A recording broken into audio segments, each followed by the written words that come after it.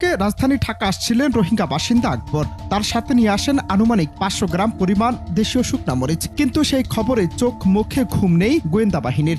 দলবল নিয়ে হাজির ঢাকা বিভাগীয় গোয়েন্দা কার্যালয়ের উপপরিচালক মোহাম্মদ খুরশিদ আলম। কিন্তু কারণটা কি?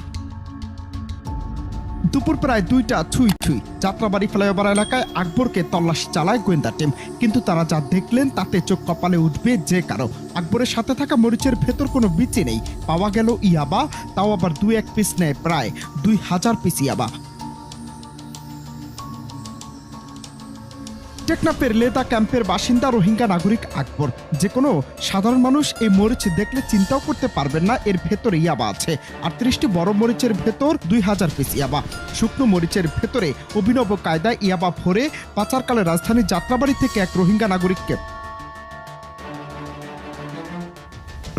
যাত্রাবাড়ি থেকে তাকে গ্রেফতার করে মাদকদ্রব্য নিয়ন্ত্রণ অধিদপ্তর ডিএনসি। ডিএনসির ঢাকা বিভাগীয় গোয়েন্দা কার্যালয়ের উপপরিচালক ডিডি মোহাম্মদ খুরশিদ আলম বিষয়টি নিশ্চিত করেছেন। ডিএনসি বলছে, গোপন সংবাদের ভিত্তিতে একটি যাত্রীবাহী বাস থেকে আকবর নামে ওই রোহিঙ্গা নাগরিককে গ্রেফতার করা হয়। এ সময় তার কাছ থেকে থাকা শুকনো মরিচের প্যাকেট দেখে তাদের সন্দেহ হয়। প্রাথমিকভাবে তারা 38টি শুকনো মরিচের ভেতর ইয়াবা পেয়েছে। তারা জানায়, আকবর কক্সবাজারের লেদা রোহিঙ্গা ক্যাম্পের বাসিন্দা। মরিচের ভেতর ইয়াবা নিয়ে সে এর আগেও ঢাকায় সরবরাহ করেছে বলে ধারণা তাদের। তবে প্রাথমিক জিজ্ঞাসাবাদে সে সেটি স্বীকার করেনি। এ বিষয়ে আইনানুগ ব্যবস্থা নেওয়ার কথাও জানায় তারা।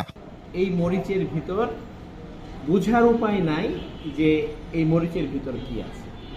এই মরিচের ভিতর বিশেষ কায়দায় এই গোটাটা বের করে তারপরে মরিচটির ভিতরে পলিথিনের ভিতর, কালো রঙের পলিথিনের ভিতর অভিনব কায়দায় ঢুকিয়েছে ইয়াবা। এই যে আমি কাটলাম, এই ভিতরে মরিচের ভিতরে এই ইয়াবা, এগুলো ইয়াবা। এক একটা মরিচের ভিতরে 40 থেকে 60 পিস ইয়াবা। সুন্দর মরিচ, প্রত্যেকটি মরিচের ভিতরে কি সুন্দর বিচি মরিচ। এখানে মরিচের বিচি না হয়ে প্রত্যেকটা মরিচের ভিতরে রয়েছে ইয়াবা। অনন্ত